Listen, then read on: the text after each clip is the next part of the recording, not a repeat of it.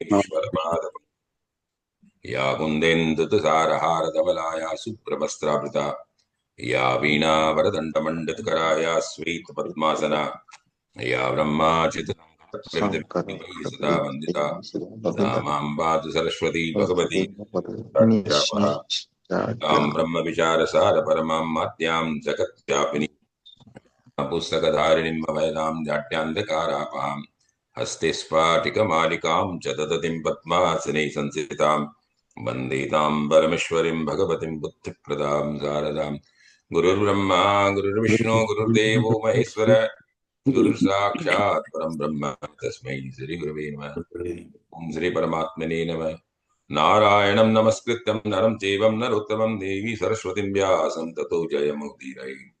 वंदे देवोपापतिं सुरगुरुं वंदे जगत्कारणं वंदे पन्नगभूषणं मृगधरं वंदे पशूनां पतिं वंदे सूर्यशशाङ्कवन्निनयनं वंदे मुकुन्दप्रियं वंदे भक्तजनार्दनं वंदे शिवं शंकरम्।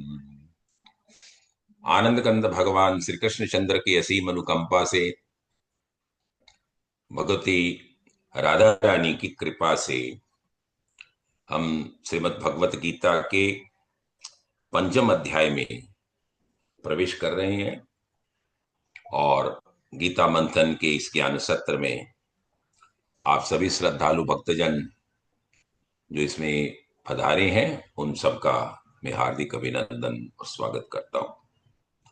चतुर्थ अध्याय में भगवान ने और ज्ञान कर्म संन्यास की व्याख्या की। भगवान का अवतार क्यों होता है उसकी चर्चा बताई और हमें कर्म अकर्म और विकर्म की व्याख्या बताते हुए यज्ञार्थ कर्म संपादन करने की क्रियाओं का ठाकुर ने बहुत विशद वर्णन किया और यह भी बताया कि यदि तुम कर्म करते हो और उसमें तुम्हारा कृतत्व का अभिमान, अहंकार, फल की इच्छा, तो यदि तुम इस संग से चिपके हुए हो, उसमें आसक्त हो, तो तुमको पुनर्जन्म लेना पड़ेगा। जब तक हमारा कर्म अकर्म न बने, कर्म करते समय हम निष्काम कर्म योग के अंदर में अपने आप को प्रवेश न करवाएं, उसकी भावना से ओतप्रोत होकर के अपने स्वस्वरूप में अवस्थित न हो, तब तक कर्म हमें बांधते हैं। और ठाकुर ने आगे ये भी बताया कि कर्म करते समय तुम्हें सब कुछ जो बंधन का को समाप्त करने की प्रक्रिया है वो तुम्हें ज्ञान से ही प्राप्त होती है, क्योंकि कोई भी बंधन जो है वो समाप्त करने की प्रक्रिया ज्ञान से है। क्योंकि जीव तब तक ही बंधता है जब तक वो असत्य से बंधा हुआ है, असत्य में उसकी प्रवृत्ति है और उस प्रवृत्ति का नाश बिना ज्ञान के हो नहीं सकता। इसीलिए चौथवें अध्याय के 41वें और 42वें श्लोक ने ठाकुर ने यह कहा कि अनंतो गत्वा सारे कर्मों का समापन, उसका लय ज्ञान के अंदर में है। योगन संन्यस्त कर्माणम ज्ञान सन्निन्न संशयम आत्मवंतम न कर्माणि निवदन्ति धनंजय तस्मात् ज्ञान संभूतम हित्सम ज्ञान सिनात्मन चित्वेनम संशयम योग उत्तिष्ठ उत्तिष्ठ भारत है। तो हे अर्जुन, तुमको अपने कर्म में जो तुम्हारा मैंडेटेड है, विहत कर्म है, उसमें तुमको प्रवृत्त होना होगा। और कहीं पर भी तुम्हारे मन में यदि कर्म करने में, संपादन करने में, उसकी क्रियाशीलता में यदि संशय है, तो तुमको ज्ञान की तलवार से उसका छेदन करना होगा और अपने स्वरूप में अवस्थित होकर के आगे बढ़ना होगा। पंचम अध्याय के अंदर में जब हम प्रवेश कर रहे हैं तो उसमें ठाकुर ने हमको ज्ञान कर्म संन्यास के प्रति अवरुद्ध करवाया है कि हम कर्म में कैसे अवस्थित होकर के कर्मयोग और सांख्य योग का तुलनात्मक विवेचन भगवान कराते हुए हम सभी गृहस्थियों को कर्मयोग में अवस्थित होने की सलाह देते हैं। देखिए, सनातन धर्म की ये विशेषता है कि यहां हमको साधन की उपलब्धता अनेक रूपों में है, चॉइसेस आर डिफरेंट, और साध्य एक है, परमात्मा को प्राप्त करना ये हमारा साध्य है। हम कर्मयोग से या भक्ति योग से या ज्ञान योग से ठाकुर को प्राप्त कर सकते हैं, लेकिन हम गृहस्थी हैं, इसलिए हमारे लिए सहज और सुगम कर्म योग ही है। प्रथम श्लोक में अर्जुन भगवान के सामने में प्रश्न करता है कि ठाकुर, एक बार तो आप कर्मयोग की विशेषता बताते हो और कहीं कहीं पर आप ज्ञान योग की विशेषता बताते हो। फिर ठाकुर आप चतुर्थ अध्याय के उपसंहारात्मक श्लोकों के अंदर में पुनः ये कहते हैं कि ठाकुर, कि यदि तुम्हारा संशय हो तो ज्ञान का अवलंबन लो, और सारे कर्मों का समापन लय भी ज्ञान के अंदर में ही है, क्योंकि अनंतो गत्वा, तो ठाकुर बोलते हैं। इसलिए अर्जुन प्रश्न करता है, संन्यासम कर्मणाम कृष्ण है पुनर्योगम च संससी यश्रेयम एतयोरेकम तन्मे ब्रूहि सुनिश्चितम। यहां पर भी देखिए अर्जुन का जो प्रथम भाव भगवान के लिए शरणापन्न का, गीता के दूसरे अध्याय के 7वें श्लोक में कार्पण्य दोषोपहत स्वभाव है, वहां पर भी शिष्यतेम साधिमाम प्रपन्नम, हे ठाकुर मैं तेरा शिष्य बनाऊं, और मुझे वो बताइए जो श्रेयस्कर है, प्रेयस नहीं। हमको जो चीज अच्छी लगती है वो प्रेयस है, और जो हमारे कल्याण के लिए, हमारे उद्धार के लिए जो विधाएं बताई जाती है वो श्रेयस होती है। इसलिए यहां पर भी शब्द का प्रयोग श्री कृष्ण के सामने में अर्जुन ने वैसे ही शिष्यत्व भाव से ये रखा है कि ठाकुर जो मुझे आपको श्रेयस लगे, कल्याणकारी लगे, वो बताएं। क्योंकि इस दुविधा की स्थिति में अर्जुन भगवान से प्रश्न करते हैं कि ज्ञान बड़ा है या मेरा भला इसी में है, तो फिर मुझे कर्म योग में आप क्यों लगाना चाहते हैं? क्योंकि गीता के दूसरे अध्याय में भी ठाकुर को बोलते हैं कि ठाकुर, यदि आपने सांख्य का जो तत्व विवेचन किया है, जात से ध्रुव मृत्यु ध्रुव जन्म मृतस्य च, शरीर और शरीरी में फर्क बताया, आत्मा में परमात्मा में भाव बताया, तो आप मुझे ये महान युद्ध करने वाले महापाप के कर्म में उद्यत क्यों करवा रहे हैं? यहां पर भी अर्जुन प्रश्न करने का भाव यही है कि ठाकुर, निसंशय होकर के आप निश्चित ये करें कि मेरे लिए क्या श्रेयस्कर है। श्यान संन्यास, देखिए संन्यास शब्द का प्रयोग जो है वो ज्ञान के लिए ही माना जाता है, या कर्म। अर्जुन में देखिए कितनी बड़ी विशेषता है, रिजुता है। अर्जुन शब्द के हम जब व्युत्पत्ति संस्कृत व्याकरण में निकालते हैं तो वो रिजु धातु से आता है। रजुता का मतलब है सहजता, सरलता। जब तक शिष्य के अंदर में रिजुता नहीं है, सरलता नहीं है, अपने भाव को प्रकट करने की जो सहजता होनी चाहिए वो गुरु के सामने में होनी चाहिए। माने आप निष्कपट हो करके, बिना लाग लपड़ान के, अपने मन में जो भी दुविधा है उस जिज्ञासा को ठाकुर के सामने में रख। क्योंकि हमारे ब्रह्म सूत्र में मैंने गत सत्र में भी कहा था कि प्रथम महावाक्य जो भगवान वेद व्यास ने कहा है, वो वेद व्यास जी ने कहा, अथ तो ब्रह्म जिज्ञासा। जब तक जीव में जिज्ञासा की भाव नहीं है तब तक ब्रह्मत्व का ज्ञान होता ही नहीं है। क्योंकि प्रथम सोपान है कि आपके अंदर में जिज्ञासा होनी चाहिए। तो यहां अर्जुन की रिजुता, सरलता का भाव आप देखिए कि वो ठाकुर के सामने में अपने संशय को और क्लियर कट भाव में, स्पष्ट भाव में, रिजुता के भाव में रखता है। अब ठाकुर क्या उपदेश दे रही है भगवान की, आप रिप्लाई सुनिए। श्री भगवान उवाच, संन्यास कर्मयोगश्च निःश्रेय कराभुवो। हे अर्जुन, तुम जो पूछ रहे हो वो संन्यास और कर्मयोग दोनों ही कल्याणकारी है। तयोस्तु कर्म संन्यासात कर्मयोगो विशिष्यते। फिर भी हे पार्थ, जब तुम मुझसे पूछते ही हो, तो कर्म संन्यास से कर्म योग, माने ज्ञान से कर्म योग में प्रवृत्त होता हुआ जीव सरलता से, सहजता से, बिना कठिनाई के मुझे प्राप्त कर सकता है।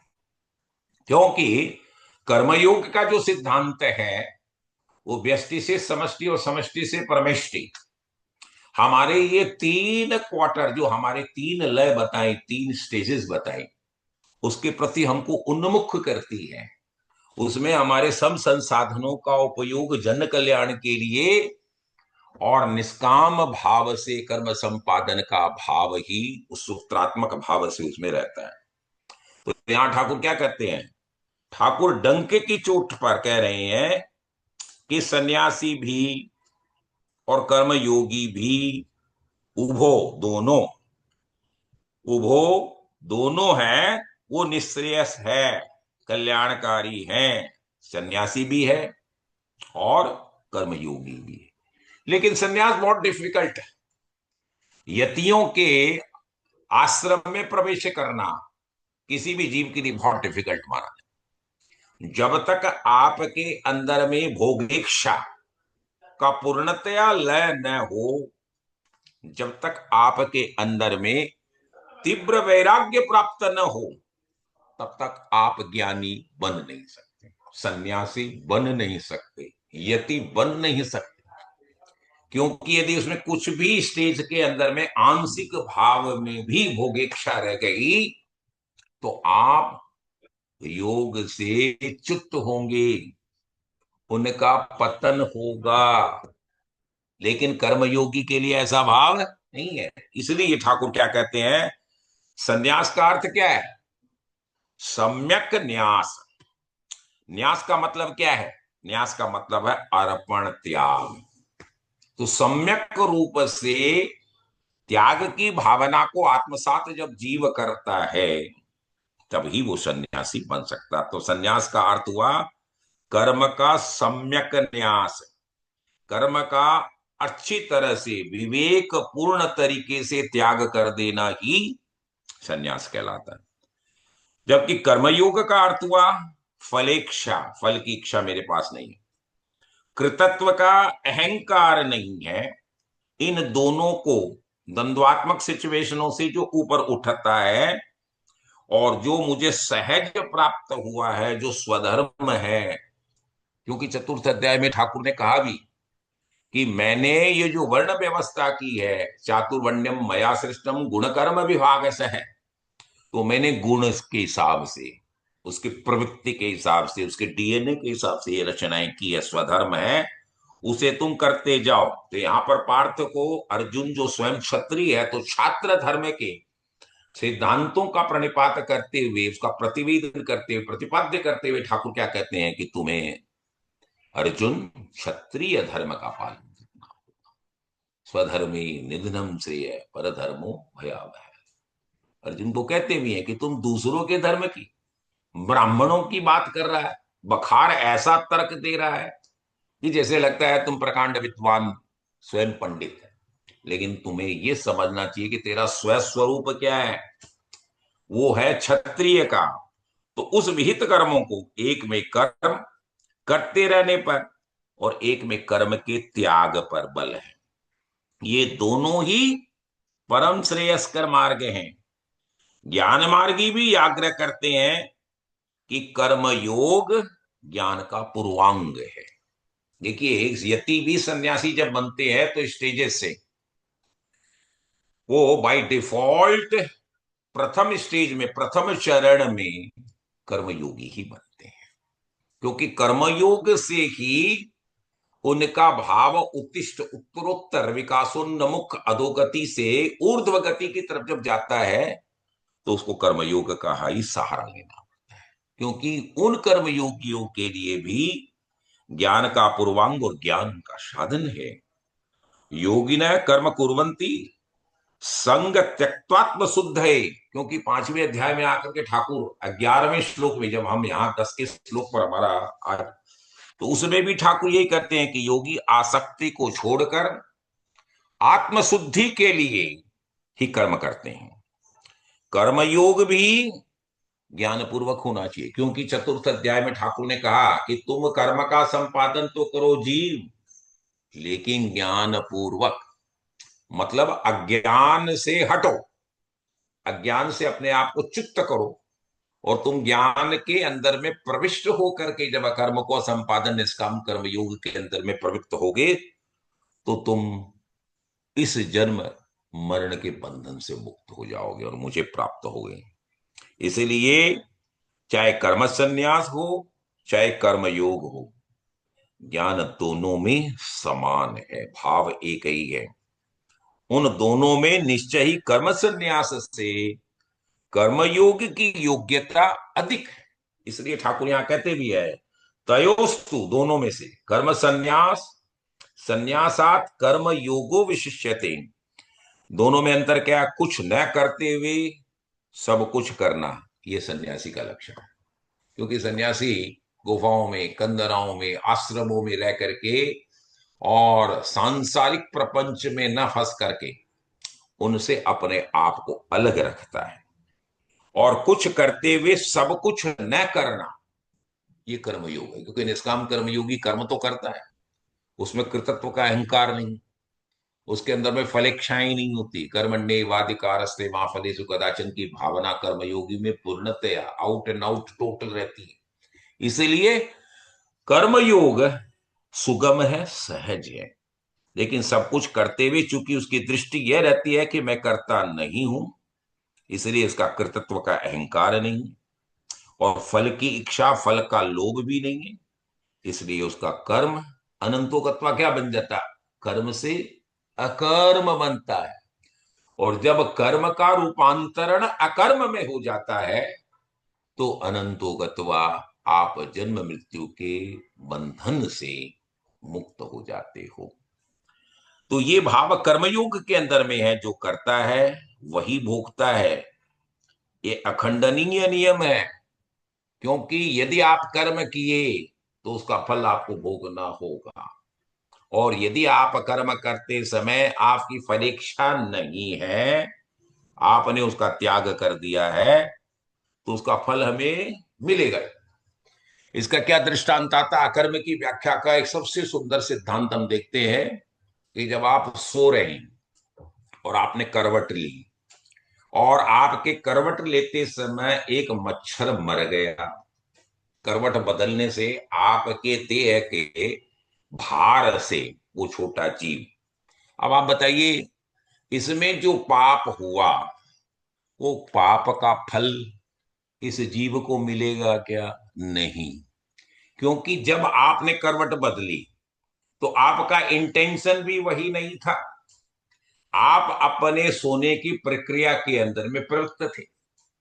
तो इसलिए जब कर्म करते समय आपकी फल की इच्छा थी ही नहीं, और आप से इस तरह का कोई कृत्य हो गया जो स्वयं गुणों का गुणों में वर्तन हो रहा है, इंद्रियां स्वयं अपना कार्य संपादन करवा रही है, तो उस पाप का फल उस जीव को नहीं लगेगा। क्यों?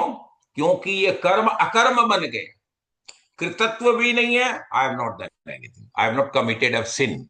नंबर टू, न मेरी मारने का इंटेंशन है, तो मेरी फलेच्छा भी नहीं है। तो कृतत्व का, डूअर का अहंकार, और फलेच्छा, फल की आशा, दोनों से जब हम डिटैच होते हैं, तब वो कर्म अकर्म बनता है, और वो हमारे कल्याण का मार्ग प्रशस्त करता है।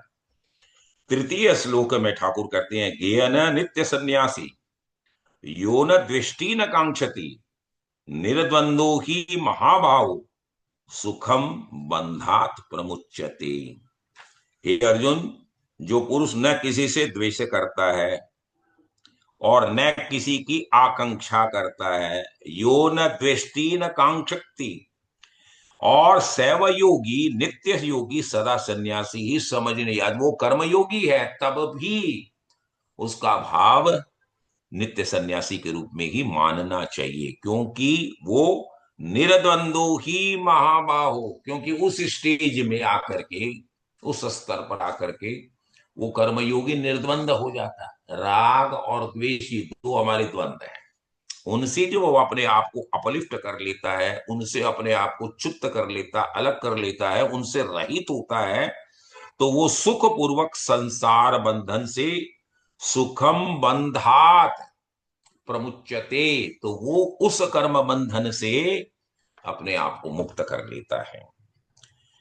अब बात यह है कि सन्यासी की व्याख्या करते हुए ठाकुर ने हमें यह कहा कि सन्यासी क्या भगवाधारी है?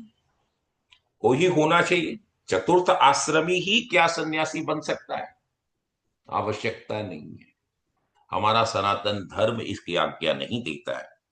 अगर श्वेत वस्त्रधारी भी, माने गृहस्थी भी, यदि सन्यासी की आधारभूत मौलिक शर्तों का पालन करता है, तो उसमें क्या क्या है?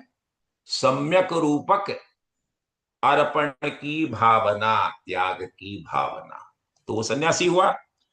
तो वो भी कौन? श्वेत वस्त्रधारी जो गृहस्थी है, जो कर्मयोगी है, वह भी सन्यासी है। गेयस नित्यम सन्यासी, वो नित्य सन्यासी है। ऐसा नहीं कि क्षणिक आपके अंदर में सन्यास का भाव प्रवेश किया, 365 दिन वो भाव आप में रहना चाहिए। ऐसा नहीं कि हम शिव पुराण की कथा सुन रहे हैं, पद्म पुराण की कथा सुन रहे हैं, और 7 दिन हमने कथा का श्रवण किया और हमारे अंदर में एक भाव, सन्यास का भाव जागृत हो गया। फिर आप जैसे ही अपने कर्म स्थान पर पहुंचे, जिस शहर में रहते हैं, और फिर आपके अंदर में प्रपंच और माया का प्रवेश कर गया, तो वो नहीं। वो सन्यासी भी नित्य सन्यासी, यहां पर ठाकुर ने साफ शब्दों का प्रयोग किया, गेयस है नित्य सन्यासी। वो होना चाहिए सन्यासी की भावना, उसमें अखंड होनी चाहिए, उसमें खंडित ना हो। कभी टेम्परेरी बनने से नहीं होगा वास्तव में। तब वो भी जो राग और द्वेष के दंदों से अपने आप को उठा रखा है, उसे परे है। एक विशेषता उसमें और होनी चाहिए, वह निर्द्वंदो हो, सुख दुख से, लाभ अलाभ से, जय पराजय से, रात दिन से, इन द्वंद्वों से अपने आप को मुक्त रखता हूं। जो अपने में सबको और सब में अपने को देखेगा, जब ये विराटता का भाव उस जीव में आएगा, हर नर में नारायण के दर्शन, हर नारी में नारायणी के दर्शन जब उसे होंगे, ऐसा भाव, विराटत्व का भाव जब उसमें प्रवेश करेगा, ये भाव उसमें अनुभव होगा कि एक ही आत्मा ने विभिन्न रूप, एको हम बहुश्याम है। वेद में भगवान ठाकुर ने कहा कि मैं नारायण जल में सो रहा था, मेरे मन में यह भाव आई कि अब मैं एक नहीं रहूंगा, मैं अपने आप को ही रूपांतरित करते हुए, ट्रांसफॉर्मेशन करते हुए, मैनिफेस्टेशन होगा मेरा अलग अलग रूपों के अंदर में। वैसा ही भाव उसमें आ गया। तो एक ही आत्मा विभिन्न रूप धारण कर रखी है, और वह न किसी से घृणा करता है, न किसी के साथ उसका मोह है। तो ये स्टेज आते ही वो कर्मयोगी भी सन्यासी बन जाएगा, उसे ब्रह्म के का साक्षात्कार होगा। वो ब्रह्म ज्ञानी कहलाने के लिए ही उस स्टेज में ही वो कर्मयोगी आ जाएगा। आप देखिए, इसका दृष्टांत भगवान सूर्य का है। यदि out and out, complete in पूर्णतया, जिसमें एक भी अंश में न्यूनता नहीं है, यदि पूर्ण कर्म योगी है, तो भगवान सूर्य है। जो कभी भी, आप देखिए, छुट्टी लेते हैं, किसी के साथ डिस्क्रिमिनेशन करते हैं, या कभी किसी से एक्सपेक्टेशन करते हैं, नहीं। देखिए, सूर्य के अंदर में हमारे 3 एंसेस आते हैं। भगवान सूर्य का है देर इज नो वेकेशन, वो तत्पर है, श्रद्धावान लभते गारम, तत्पर है, सतेंद्रिय। वहां पर भी भगवान ने कहा कि प्रमादी को ज्ञान प्राप्त नहीं होगा। जो कंटिन्यूअस, बिना किसी वेकेशन के अपने कर्मों में प्रवृत्त रहेगा, तभी वो कर्मयोगी कहलाने योग्य होगा। इसलिए भगवान सूर्य में ये नहीं है कि भैया आज तो रविवार है, आप तो आपको नहीं उठा आज तो, ऐसा नहीं। 365 दिन, चाहे वो अधिक मास, उसमें पुरुषोत्तम मास भी आए, तो भी भगवान सूर्य अपने कार्यों को निष्काम कर्म योगी की हैसियत से संपादन करते हैं। द्वितीय क्या है? There is no discrimination. विराटत्व का भाव है कि ये राजा का महल है, इसलिए पर मैं ज्यादा इसको रोशनी दूं, और ये रंग की झोपड़ी है, इस पर मैं रोशनी नहीं दूं, है ही नहीं। वो राग और द्वेष से एकदम ऊपर उठा, द्वंद्वात्मक सिचुएशनों से अपने आप को डिटेच करके रखा, उससे रहित है। तृतीय फलेच्छा तो सूर्य में है ही नहीं। आप भगवान सूर्य को प्रणाम करो मत करो, वो अपने कार्यों का संपादन हमेशा करता है। तो देर इज नो एक्सपेक्टेशन, वो ग्रेटिट्यूड भी नहीं चाहता कि भाई जी मैं 5 लाख रुपया कोई कमरों बना दिए तो मेरा नाम तो लिखे ही कौन।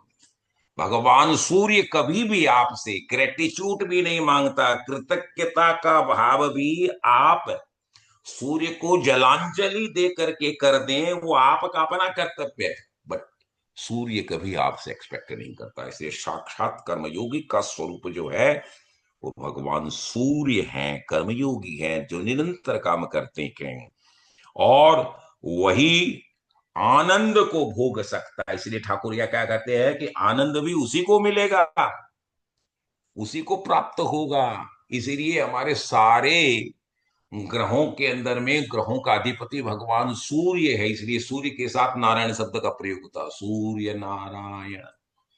और भगवान ने कहा भी चतुर्थ अध्याय के अंदर में कि मैंने पहले इस योग को जो लुप्त हो गया था अर्जुन, तो उन्होंने कहा अरे ठाकुर आपका तो अवतरण ही अभी हुआ है, प्राकट्य हुआ है। अरे बोले तुमको मालूम नहीं मेरे कितने जन्म हो चुके हैं।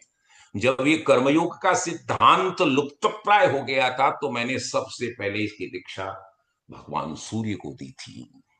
इसलिए सूर्य भगवान का अत्यंत और स्वरूप कर्मयोगी का भाव को प्रतिपादित करते हुए अपने का करता है। तो शास्त्र हमारा सनातन धर्म कभी भी प्रमाद को, आलस्य को, निकम्मेपन को अलाउ नहीं करता, परमिट नहीं करता, अभिष्ट नहीं है। इसलिए निकम्मा होने का संदेश आदेश शास्त्र कभी नहीं देते हमारे सनातन धर्म में। ब्रह्म ज्ञान से ही कर्म बंधन से तुम अपना छुटकारा प्राप्त कर सकते हो। अब हम 5वें अध्याय के चतुर्थ और पंचम दोनों श्लोकों को एक साथ लेंगे। सांख्य योगो पृथक बाला प्रवदंती न पंडिता एकम माप्यस्थित भी योरविंदति फलम। माने सांख्य योग माने ज्ञान मार्गी। इसलिए सांख्य योगो पृथक बाला प्रवदंती न पंडिता एकम अपि आस्थित है सम्यक उभयो विंदति फलम। और उसके साथ में आ गया यत सांख्ये प्राप्यते स्थानम तद्योगेरपि गम्यते एकम सांख्यम च योगम च यह पश्यति सपश्यति ही। कर्मयोगी की जो भावना है वो कितने ऊपर ऊर्ध्व स्थान में ले जाकर के ठाकुर कहते हैं कि सन्यास और कर्मयोग सांख्य योगो पृथक बाला।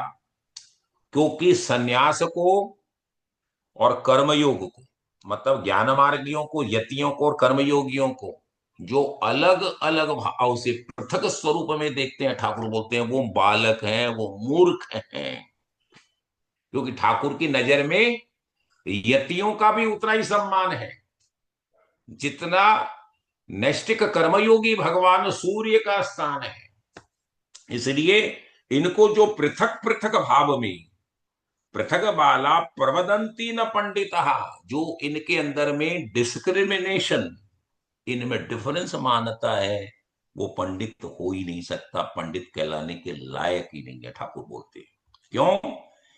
एकम अप्यास्थित है, क्योंकि एक में भी सम्यक रूप से आस्थित है, सम्यक घो बंदती फलम, क्योंकि दोनों के फल रूप में, दोनों का फल क्या है, दोनों के साध्य क्या है, यतियों के भी परमात्मा, कर्मयोगी के भी परमात्मा, दोनों का साध्य एक ही है। तो ठाकुर क्या कहते हैं, दोनों का फल रूप जो फलम है वो एक ही है, परमात्मा है। यत सांख्ये प्राप्यते स्थानम तद्योगेरपि गम्यते एकम सांख्यम च योगम च यह पश्यति सपश्यति। क्योंकि ज्ञान योगियों के द्वारा जो परम धाम प्राप्त किया जाता है, जहां वो सायुज्य सामीप्य और भगवान का मोक्ष प्राप्त करता है, कर्मयोगियों के द्वारा भी प्राप्यते योगे अपि ही, माने कर्मयोगी को भी, यहां पर योग शब्द का प्रयोग हुआ है योगियों के लिए, कर्मयोगियों के लिए। वो कर्मयोगियों को भी वही प्राप्त होता है। और आगे ठाकुर क्या करते हैं, एकम सांख्यम च योगम च, क्योंकि दोनों में भाव अलग है ही नहीं है ठाकुर। जो पुरुष ज्ञान योगियों और कर्म योगियों में एक रूपता देखता है, उसमें डिफरेंस मानता ही नहीं है, तो वही यथार्थ देखता है। पश्यति स च पश्यति, वही ब्रह्म ज्ञान का साक्षात्कार करता है। इसलिए ठाकुर क्या बताते हैं कि हमारे चॉइसेस अलग अलग हैं, हमने साधन अलग अलग दिए हैं, साध्य एक है। एक को प्राप्त करने के लिए जीव, तुमको डिफिकल्टी होगी, कठिनता होगी, तुम्हारे लिए ये जल्दी से सुगम नहीं है। इसलिए गीता के 12वें अध्याय में भी ठाकुर जब सकाम और निष्काम, माने निर्गुण और सगुण की व्याख्या करेंगे, वहां पर भी ठाकुर बताते हैं कि तेरे लिए सगुण की व्याख्या ज्यादा सुगम है रे। इसलिए जीव को, क्योंकि हम गृहस्थी है, हमारे लिए कर्मयोग की विशेषता क्यों है, क्योंकि सांख्य और योग विरोधी नहीं है, क्योंकि फल में तो दोनों का एक ही है, दैट इज परमात्मा। वास्तविक दृष्टा, सम्यक ज्ञाता, बुद्धिमान वही है जो यह समझे कि दोनों का समान लक्ष्य है। ऑब्जेक्टिव इज द सेम, दोनों से समान फल मिलता है, परमात्मा की प्राप्ति होती है। अंतर केवल साधना के स्तर पर है, केवल डिग्रीज का फर्क है, और साध्य की भूमिका पर अंतर है ही नहीं। इसलिए ठाकुर कहते हैं कि कर्म संन्यास की साधना कठिन है सांख्य की, इसलिए गृहस्थी उसको करेंगे भी तो बहुत डिफिकल्ट हो, क्योंकि जब तक आप में तीव्र वैराग्य नहीं प्राप्त होगा, तब तक आप यति बन नहीं सकते, वैराग्य में आपका प्रवेश ही नहीं होगा। जबकि कर्मयोग की साधना अपेक्षाकृत सरल है, सहज है, इसलिए गृहस्थी उसमें प्रवेश कर सकते हैं। क्योंकि द्वादश अध्याय में भी ठाकुर यही बताएंगे कि निराकार की उपासना करना है, जो अव्यक्त की उपासना करते हैं। क्योंकि व्यक्त और अव्यक्त, हमारे ये जो पंच महाभूत है जिसे हम देखते हैं, अग्नि जल वायु भूमि चल, तो ये सारी भावनाएं जिसमें है, वो है भगवान का व्यक्त स्वरूप, manifestation. This 5 elements are manifestation of God. आप देखिए, इसमें पूरा साक्षात भगवान का स्वरूप दिखता है। भय से भूमि, गै से गगन, वय से वायु, और उसमें आकार की मात्रा है, वो है अग्नि, और नय से नील, भगवान, और यही 5 एलिमेंट है। भय भूमि का स्वरूप है, वह वायु का स्वरूप है, तो गय गगन का स्वरूप है, आ अग्नि भगवती शक्ति का स्वरूप है, और न नीर जल।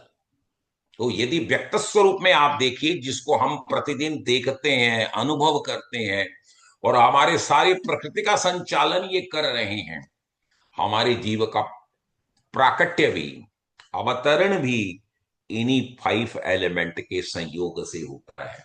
और अंत्येष्टि क्रियाओं के माध्यम से हमारा जब 16वां संस्कार संपादन होता है, तो पुनः जीव के ये सारे अवयव इन 5 एलिमेंट्स में वापस समाहित है। तो ये व्यक्त है, और अव्यक्त निराकार है, जिसकी उपासना बहुत डिफिकल्ट है। इसलिए निराकार की उपासना हर आदमी कर नहीं सकता, शरीरधारियों के लिए बहुत कठिन है, क्योंकि हम नाम रूप से बंधे हैं। कारण क्यों है? कारण है कि हम हमेशा एक ईगो में जीते हैं, मैंने किया, मैं ये। तो हमारे इष्ट देव का जब नाम हमारे रूप में आता है, जब हम खाटू नरेश की उपासना करते हैं, जब हम भगवान शिव की उपासना करते हैं, जब हम हनुमान जी की उपासना करते हैं, जब भगवती दुर्गा की उपासना करते हैं, तो वो नाम रूप से वो इष्ट का भाव हमारे अंदर में समाहित हो जाता है, और हम जीवधारी गृहस्थी बहुत सुगम रूप से उनकी उपासना पद्धतियों में अपने आप में प्रवेश प्राप्त कर लगते हैं। और हमारे जो तीनों स्टेज हैं, सुप्त जागृत और सुसुप्त, तीनों अवस्थाओं के अंदर में उनका भाव प्रवाहमान स्वरूप में सुगम तरीके से कर्मयोगियों को प्राप्त होता रहता है। इसलिए जब हम अपने को नाम रूप से ऊपर ले जाएंगे, माने इस स्टेज से जब आप अपने आप को हटाएंगे, क्योंकि निराकार में न तो शिव है और न उसके अंदर में हनुमान है, न उसमें भगवती दुर्गा है, न उसमें भगवान सूर्य है। तो क्या है? वो तो एक परम ब्रह्म का एक प्रकाश पुंज भाव है, जिसके बारे में विवेचना, उपासना, उसके मन में मनन की भावना गृहस्थियों के लिए, कर्मयोगियों के लिए बहुत डिफिकल्ट है। जब हम इस नाम रूप से अपने आप को ऊर्ध्व गति में अपलिफ्ट करेंगे और ऊपर जाएंगे, तब ही हम सांख्य के द्वारा, हम योग के द्वारा, ज्ञान योग के द्वारा ठाकुर की उस प्राप्ति की सुगम, जो कि बहुत दुर्गम रास्ता, उसमें हम प्रवेश कर पाएंगे। तभी हम व्यक्ति की उपासना करने के लिए योग्य बनेंगे। अब हम छठवें श्लोक में प्रवेश कर रहे हैं। संन्यासस्तु महाभावो दुखमाप्तु योगत योग युक्तो मुनि ब्रह्म है निचिरेण निगच्छति। यहाँ पर ठाकुर अर्जुन को प्रतीकात्मक रूप में जीव के लिए क्या कहते हैं कि संन्यासस्तु महाभाहो दुखम आप्तुम अयोगत है। हे अर्जुन, कर्मयोग के बिना, क्योंकि कर्मयोग की विशेषता बता रहे हैं, क्यों? कर्मयोग के बिना संन्यास ये करने का भाव, क्योंकि संन्यास में क्या है? अर्पण की भावना, त्याग की भावना, मन में इंद्रिय और शरीरों द्वारा होने वाले संपूर्ण कर्मों में कर्तापन का त्याग, कृतत्व का भाव हमें हटाना होगा। ये आप तुम प्राप्त होना कठिन है मेरे, क्योंकि ये कर्मयोग के दो बेसिक फंडामेंटल पोस्टुलेट्स मैंने बताए। You are not a doer, आप कोई कार्य कर ही नहीं रहे हो, सब कुछ ठाकुर करवा रहा है। और द्वितीय दूसरा है कि हमारी फलेच्छा नहीं है, हम उसकी आसक्ति में अपने आप को बंधते नहीं है, प्राप्त होना कठिन है। क्योंकि योग युक्तो मुनिर ब्रह्म है, क्योंकि जो कर्मयोगी है वो साक्षात मुनि स्वरूप है, और वो ब्रह्म को, उसका साक्षात्कार भगवत स्वरूप को मनन करने वाला कर्मयोगी परम ब्रह्म परमात्मा को अचिरेणादि गच्छति नचिरेणादि गच्छति, माने शीघ्र ही प्राप्त हो जाता। कर्मयोगी के लिए ये सुगमता है, ज्ञानियों के लिए ये सुगमता नहीं है। तो बिना कर्म योग की सहायता के सन्यास भी नहीं हो सकता, क्योंकि दुखम आप तुम, बड़े दुख से होगा। यदि तुम करना भी चाहोगे तो बहुत डिफिकल्टी होगी, बड़ी कठिनाई होगी, बड़ी मुश्किल से होगा, और उसको संभालना भी बहुत मुश्किल है। क्योंकि नित्य योगी, नित्य सन्यासी की व्याख्या है ठाकुर की, अखंड भाव जब तक तुम्हारे में ये भाव नहीं आएगा, तब तक तुम सन्यासी भी नहीं बन सकोगे।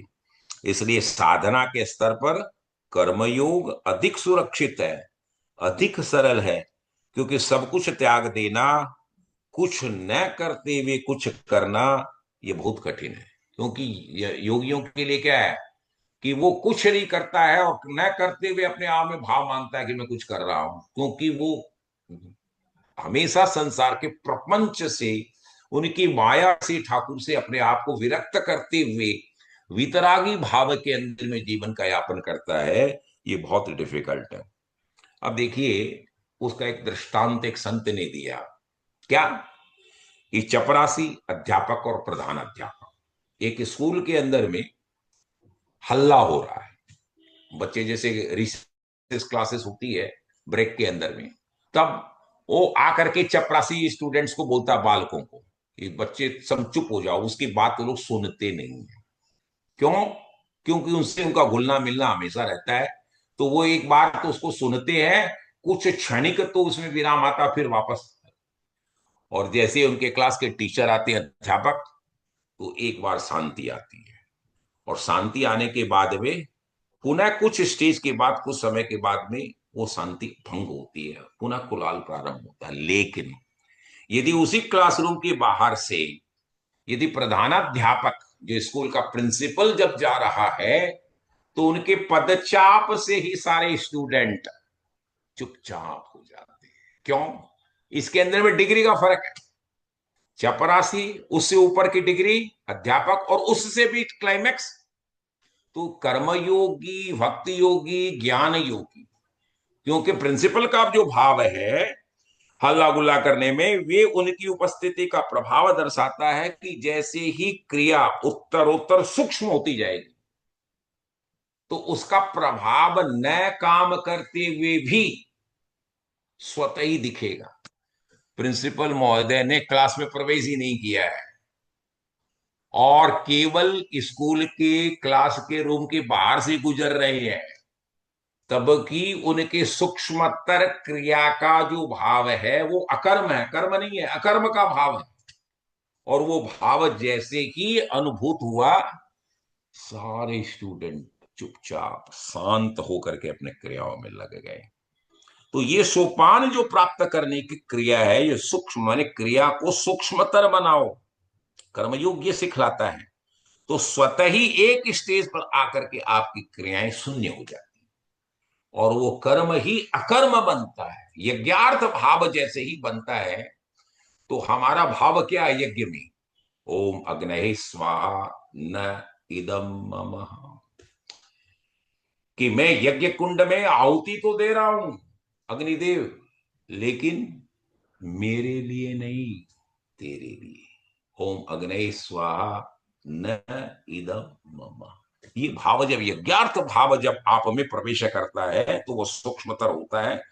तो यह योग्यता तब आती है जब हम अपने धर्म के अनुकूल, क्योंकि गीता में ठाकुर प्रतीकात्मक स्वरूप में अर्जुन को सामने रख करके छात्र धर्म के प्रति उसको उन्मुख करते हुए अपने विहत कर्म के संपादन की आज्ञा देते हैं कि तुम्हारे कौटुंबिक मोह से जो तुमको जो कर्म करना चाहिए था उससे तुम उपरत हो रहे थे, हट रहे थे, कार्य संपादन नहीं कर रहे थे। तो हे जीव, तेरा जो कूढ़ कर्म के हिसाब से मैंडेटेड कर्तव्य का विधान हमारी वर्ण व्यवस्थाओं में किया गया है, उसका यदि तुम संपादन करते हो तो तुम्हारा कल्याण इसमें है। और इस क्रिया के संपादन में तुमको प्रत्यक्ष या परोक्ष ये आभास भी हो कि मेरे से कोई पाप हो गया, तो वो पाप भी तुम्हें लिप्त नहीं करेगा। तो ये योग्यता तब आती है जब हम अपने धर्म के अनुकूल प्राप्त कर्तव्य कर्म को बिना अहंकार की, बिना फल की लालसा की हम काम करेंगे, तो वो कर्म हमें बांधेगा ही नहीं। तो कर्मयोग कर्म की तुलना में साधना के स्तर पर सुरक्षित है, वो आपको पतित करता नहीं है, सरल है, पतन की संभावना उसमें कम है।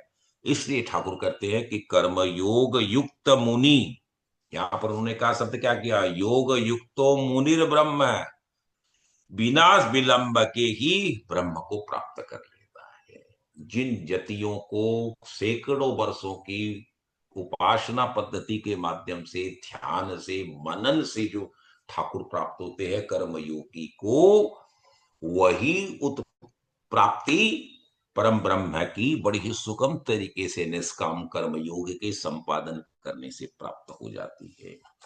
हम 7वें श्लोक में प्रयोग प्रवेश कर रहे हैं। योग युक्तो विशुद्धात्मा विजितात्मा जितेंद्रिय सर्वभूतात्मा भूतात्मा कुर्वन्नपि न लिप्यते, जिसका मन अपने में बस में, विजितात्मा जिसने अपनी आत्मा को जीत लिया है, मन पर कंट्रोल कर लिया है, जितेंद्रिय है जो सारी इंद्रियों पर उसका अंकुश है, विवेक पूर्ण उसका आचरण है, विशुद्धात्मा जिसका अंतःकरण पूर्णतया शुद्ध है, और सर्वभूतात्म भूतात्मा संपूर्ण प्राणियों का आत्मरूप परमात्मा ही है, सब में परमात्मा का जो दर्शन करता है। योग युक्त तो ऐसा कर्म योगी कर्म करता हुआ भी न लिप्यते किससे, कभी भी वो बंधन से लिप्त होता ही नहीं।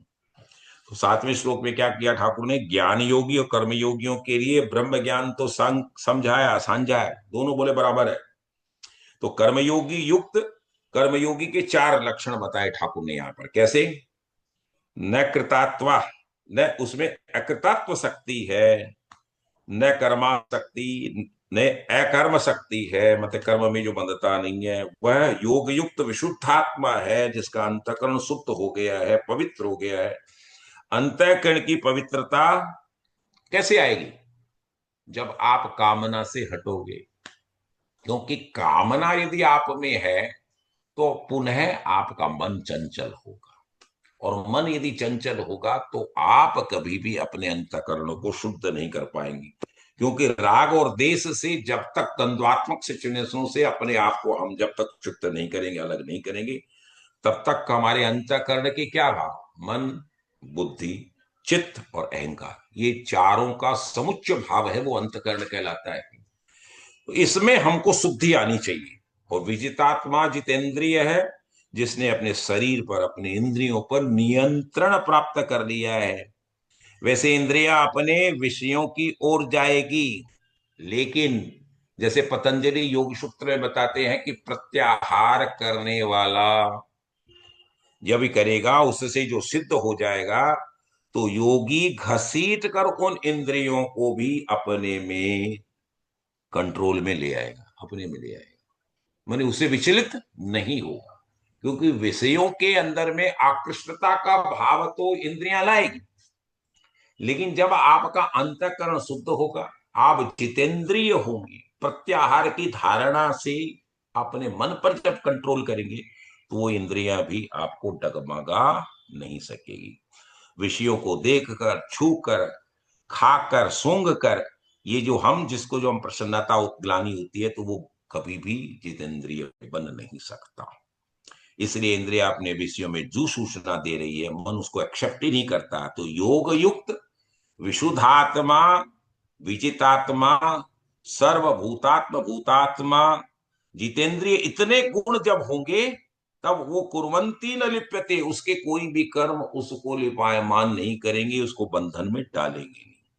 तुम जो कर्म करोगे उस काम से लिप्त नहीं होगे, क्योंकि काम तो तुमने किया ही नहीं है। क्योंकि वो कर्म तो अकर्म की व्याख्या बन चुका है, और कर्म अकर्म बनने में तुम्हारे में जब कृतित्व नहीं है, फलेच्छा नहीं है, कर्माशक्ति नहीं है, तो सहजता से प्राप्त कर्म में तुमने सहज भाव से अकर्ता की हैसियत से जो कार्य किया है, वह तुमको कभी बांधेगा ही नहीं, तुम उसमें लिप्त नहीं होगा।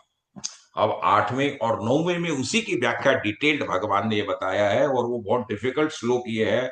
नेव किंचित करोमीति युक्तो मन्येत तत्ववित् प्रसन्न श्रवणन स्प्रसनन जिगनन असनन गशनन स्वपनन श्वसनन प्रलपन विसर्जन गृहणन नुमिषन्नपि निष्नपि इंद्रियाणीन्द्रियार्थेषु वर्तन्त इति धारयन्।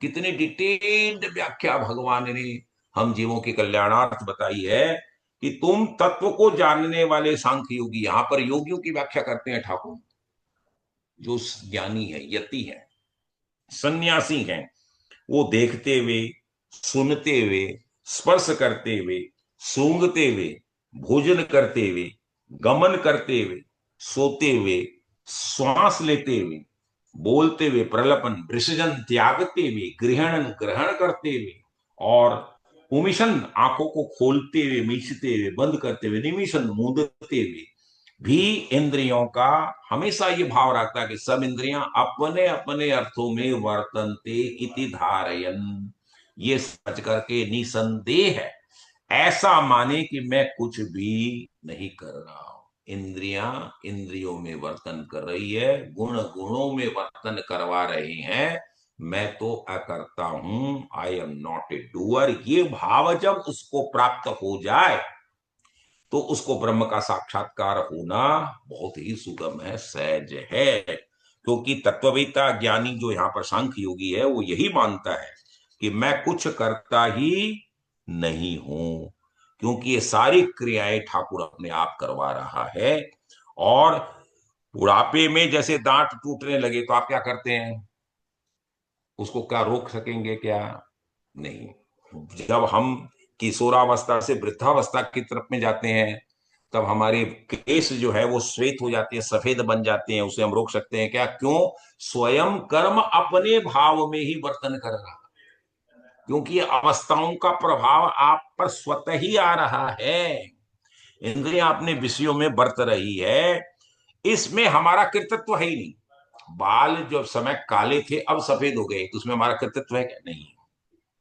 हमारे दांत पहले पूरे 32 थे, वो टूट करके अब 18, 20, 22, 22 रह गए, तो उसमें हमारा कृतित्व का कोई भाव है? डूअर है ही नहीं।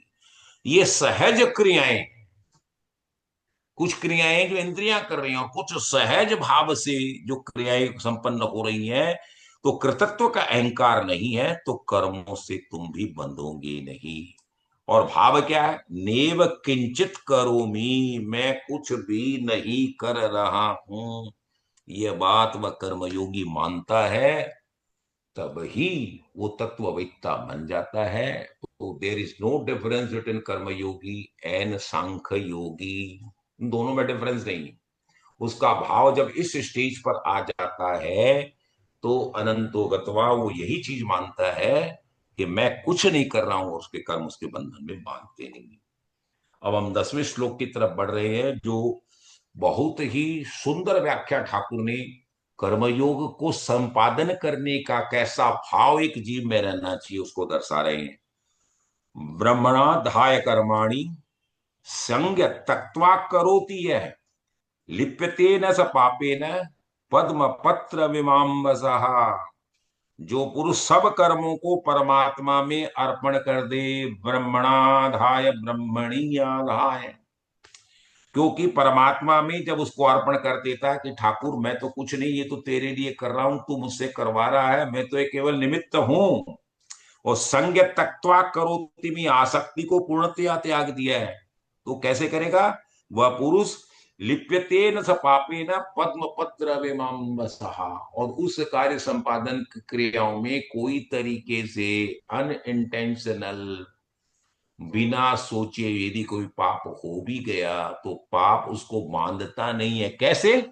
जैसे कमल के पत्ते पर पानी का लिपायमान स्वरूप होता ही नहीं है। इसलिए जीव को कार्य संपादन के अंदर में भगवान ये सूत्र देते हैं कि तुमको पद्म पत्र विभाम्बसा का भाव रखना पड़ेगा। सबसे बड़ा तो ब्रह्म है, अपनी लघुता है, अपने अहंकार को जो विलीन कर देता है किसमें? ठाकुर में, तब की वो सच्चा ब्रह्म ज्ञानी बन सकता। ब्रह्मणी आधाय कर्माणी, जैसे हमने सारे कर्मों को ब्रह्म में रख दिया, ब्रह्म को अर्पित कर दिया, और ये मान लिया कि कृतत्व का अहंकार हमारा है ही नहीं, छूट गया, और ब्रह्म में कर्म को रख देना, ये पहली बात है। दूसरी बात है संज्ञत्वा, संग को, आसक्ति को हमने छोड़ दिया, फल की आसक्ति है नहीं, कृतत्व का अहंकार नहीं है, तो वो कार्य का कर्म क्या है? अकर्म बन जाता है।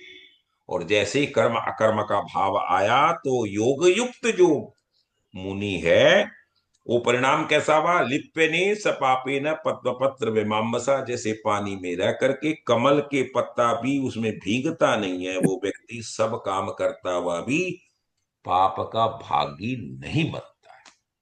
इसलिए ब्रह्म के विराटत्व भाव में अपने को समर्पित करना, अपने क्षुद्र अहंकार का समापन करना ही हमारे जीवन की सार्थकता है। जैसे बूंद स्वयं चल करके समुद्र में समा जाता है, तो बूंद का अस्तित्व समाप्त हुआ और वो बूंद भी सागरमय बन गया।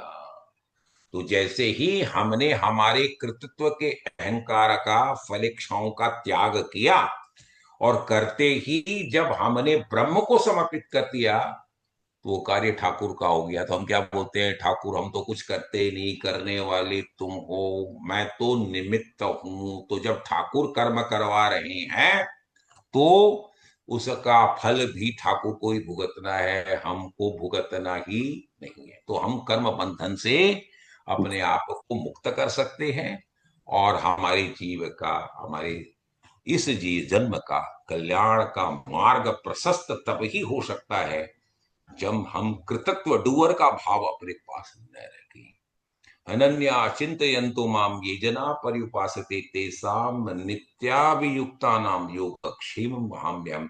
राज विद्या राजकीय योग के अंदर में 9वें अध्याय में ठाकुर आकर के जाके व्याख्या करते हैं, 9वें के 22वें श्लोक में, अनन्या चिंतयन्तु माम, तुम हर चिंतन में, हर कार्य में, हर संपादन में, हर स्पंदन में, हर श्वास में, जब तुम मेरा चिंतन करते हो, चिंतन का मतलब कार्य करने के अंदर में भी भाव यही है कि ठाकुर तुम करवा रहे हो, मैं तो निमित्त हूं, कर तुम रहे हो, तो भाव ये है, मैं तुम्हें गारंटी देता हूं, योग क्षेमम वहाम्यहम्, तुम्हारे योग की वो क्षेम का पूरा भाव मैं संपादित करता हूं, इसलिए तुम्हारे मन में कभी किसी भी तरह का दुख, दोष, दर्द आदि नहीं रहना चाहिए। इन्हीं शब्दों के साथ मैं भगवती राधा रानी के श्री चरणों में मेरी वाणी को विराम देता हूँ। जय जय श्री राधे। जय जय जय जय। श्री राधे।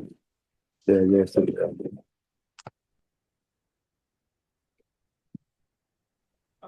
मित्रों, आज के प्रवचन में हमने ये समझा कि कर्म से भागना संन्यास नहीं है, बल्कि कर्म करते हुए आसक्ति का त्याग ही सच्चा संन्यास है। जो व्यक्ति निष्कर्म भाव से कर्म करता है वही भीतर से शुद्ध, शांत और मुक्त रहता है।